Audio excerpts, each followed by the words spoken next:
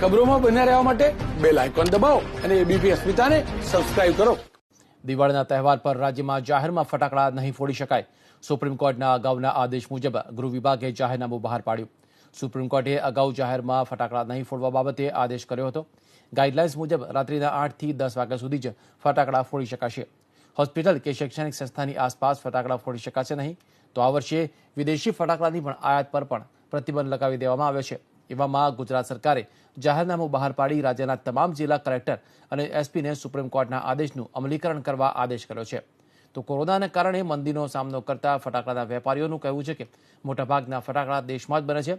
અમુક ફટાકડા ચીનથી આવતા હતા, જે આ વખતે નથી આવ્યા.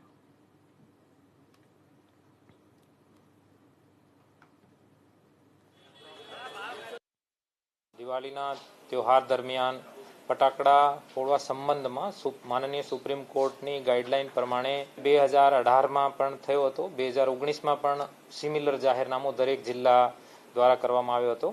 આ પ્રકારનું જાહેરનામું અમે આજ ગૃહ વિભાગનો જો આદેશ છે એના પ્રમાણે કરીશું. એમાં એ છે કે ફટાકડાનું જાહેર આરોગ્ય ઉપર, પર્યાવરણ ઉપર જો નુકસાન થાય છે એને કઈ રીતે મિનિમમ કરી શકાય. એટલે સમયની મર્યાદા એમાં છે કે રાત્રે 8 થી 10 વાગ્યા સુધી જ ફટાકડા ફોડીએ.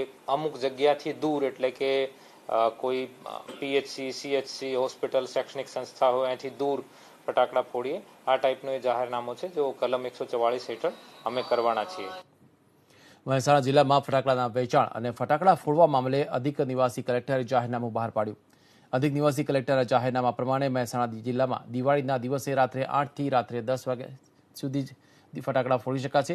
જોકે સિરીઝમાં જોડાયેલા ફટાકડા, ધ્વનિ પ્રદૂષણ ફેલાવતા ફટાકડાના વેચાણ પર પ્રતિબંધ મુકાયો છે.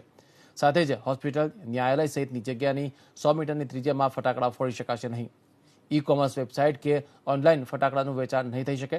આ હુકમના અમલીકરણ માટે પોલીસ સબ ઇન્સ્પેક્ટર અને તેનાથી ઉપરના અધિકારીઓને ફરિયાદ માટે અધિકૃત કરવામાં આવ્યા છે.